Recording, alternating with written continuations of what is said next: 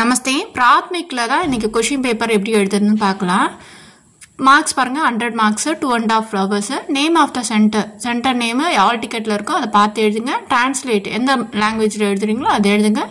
Name of the student உங்கள் name எழுதுங்க. ஹிந்தியில் தெரிஞ்சால் எழுதுங்க, இல்லைன்னா ஒன்றும் ப்ராப்ளம் இல்லை. இந்த பேசேஜில் என்ன கொடுத்துருக்காங்க அப்படின்னா உங்களோட நேமு அனுவாதம், அதாவது நீங்கள் எந்த சென்டரில் எழுதுறீங்களோ அதோட நேம் எல்லாத்தையும் வந்து எழுத சொல்கிறாங்க. டிரான்ஸ்லேட்டையும் எழுத சொல்கிறாங்க. எந்த பேப்பரையும் கிழிக்காதீங்கன்னு சொல்கிறாங்க. உங்களோட லாங்குவேஜில் டிரான்ஸ்லேட் பண்ண சொல்கிற இடத்த தவிர இது எல்லா இடத்துலையும் ஹிந்தியில் தான் எழுதணும் அப்படின்னு சொல்கிறாங்க. ப்ளஸ் வந்து பென்சில் ஆர் ரெட் கலர் பெனில் எழுதக்கூடாது அப்படின்னு சொல்கிறாங்க.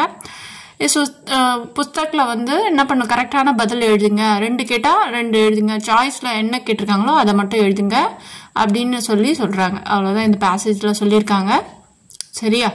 அடுத்தது ஃபஸ்ட்டு 5 மார்க்ஸ் ஒன்று அங்கே கொடுத்துருக்காங்க இல்லையா, இது வந்து நீட்னஸ்க்காக. நீங்கள் நீட்னஸாக எழுதுனீங்க அப்படின்னா உங்கள் பேப்பருக்கு 5 மார்க் எக்ஸ்ட்ரா தருவாங்க. சரி, இதெல்லாம் வந்து எக்ஸாம் அவங்களோடது, நீங்கள் எதுவும் கை வைக்கக்கூடாது. எழுதுறது அடிக்கிறது இதெல்லாம் இருக்கவே கூடாது. சரியா? அடுத்தது 5 பிரசனம் 5ன்னு கீழே அண்டர்லைன் பண்ணியிருக்காங்க இல்லையா, ஸோ 5 மட்டும் எழுதணும். எல்லாம் தெரிஞ்சால் கூட உங்களுக்கு என்ன பண்ணணும், 5 மட்டும் எழுதுனா போதும். சரிங்களா? ஃபஸ்ட்டு ஒன்று எப்படி எழுதணும்னா, இதெல்லாம் ஹேங்கிங் லெட்டர்ஸ் தான். ஹிந்தியை பொறுத்தவரை ஹேங்கிங் மாதிரி தான் இருக்கும். மேலே எழுதக்கூடாது, ஹேங்கிங்கில் தான் எழுதணும். சரியா? கோட்டுக்கு கீழே எழுதணும், ஹேங்கிங் மாதிரி தான் எழுதணும். ஹேங்கிங் லெட்டர்ஸ் மாதிரி தான் எழுதணும். சரியா? ஒருவேளை எனக்கு 2 தெரியும், 7 தெரியும், 8 தெரியும், 9 தெரியும்னா பரவாயில்ல, அப்படி கூட எழுதலாம், ஒன்றும் ப்ராப்ளம் இல்லை. சரியா? எது வேணால் தெரிஞ்சதை எழுதுங்க, அவ்வளோதான். ஆப்ஷன் யூஸ் பண்ணிக்கோங்க. அடுத்தது செகண்ட் ரோப் லெட்டர் 4 எழுத சொல்லியிருக்காங்க. நம்பர்ஸ் எழுதணும். எனி 4 எழுதுனா போதும். 8 கொடுத்துருக்காங்க, 4 எழுதுனா போதும். சரியா?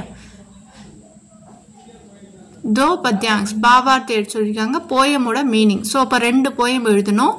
சரிங்களா? எனி 2 போயம் 5 கொடுத்துருக்காங்க. Any 2 poem. ஃபஸ்ட்டு 3 போயம் படிச்சுக்கோங்க, 2 போயம் கண்டிப்பாக வந்துடும். சரிங்களா? நெக்ஸ்ட்டு அதே மாதிரி இந்த போயம் எழுதுறதுக்கு முன்னாடியே ப்ராக்டிஸ் பண்ணிக்கோங்க. சின்ன லைன் ஒரு 5 லைன்ஸில் நீங்கள் அவ்வளோ பெருசாக எழுதணும் அப்படின்னா குட்டி குட்டியாக எழுத கற்றுக்கோங்க. அடுத்தது 4th தோஹே இருக்குது, 1 எழுதுனா போதும். ஸோ இப்போ ஸ்டார்டிங்கும் எண்டிங்கும் கொடுத்துருக்காங்க, நடுவில் இருக்க வேர்ட்ஸை மட்டும் நீங்கள் எழுதுங்க. சரியா? மற்றபடி வேறு எதுவும் இல்லை, எழுத வேண்டாம். 3 வந்து மீனிங்ஸ் எழுத சொல்லியிருக்காங்க. 3 தான் எழுத சொல்லியிருக்காங்க. ஆல்ரெடி 8 இருக்குது, இதில் உங்களுக்கு 3 ஆப்ஷன் இருக்குது. ஸோ இப்போ 3 மட்டும் எழுதுனா போதும். அடுத்து விலோப் ஷப்த் ஆப்போசிட்ஸு 3 எழுதணும். அதுக்கும் வந்து 3 மார்க்ஸ் உங்களுக்கு கொடுப்பாங்க.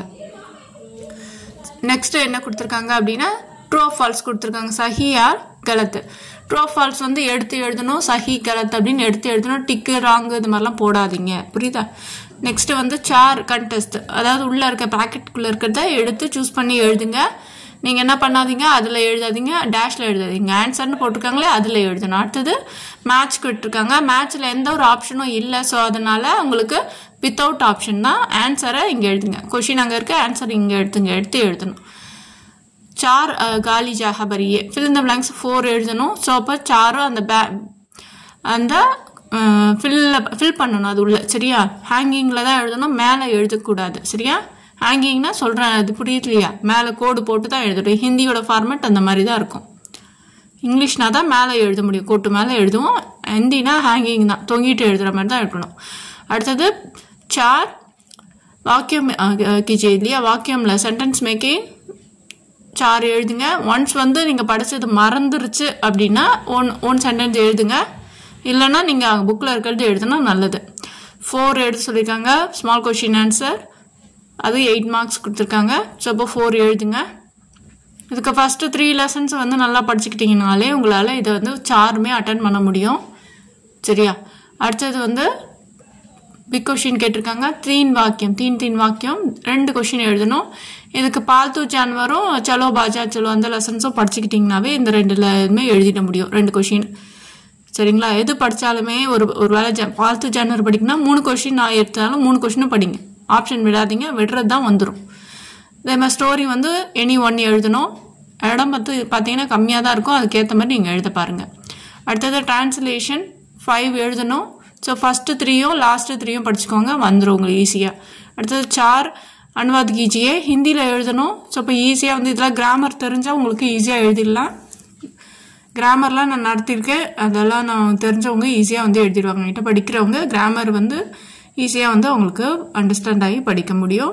அதேமாதிரி லாஸ்ட்டாக கொஷின் பேப்பரில் நம்பர் படி இருக்கா அப்படின்றத செக் பண்ணி பார்த்துட்டு கொடுத்துட்டு வாங்க. சரியா? ஆன்லைன் கிளாஸ் தேவைப்படுறவங்க அந்த நம்பருக்கு கால் பண்ணி வாட்ஸ்அப்பில் கால் எடுக்கலைன்னா வாட்ஸ்அப்பில் எனக்கு மெசேஜ் போடுங்க, நான் உங்களுக்கு ரிப்ளை பண்ணுறேன். சரியா? கிளாஸ் ஜாயின் பண்ணிக்கோங்க. எக்ஸாம் நல்லபடியாக எழுதுங்க. Thank you and all the best.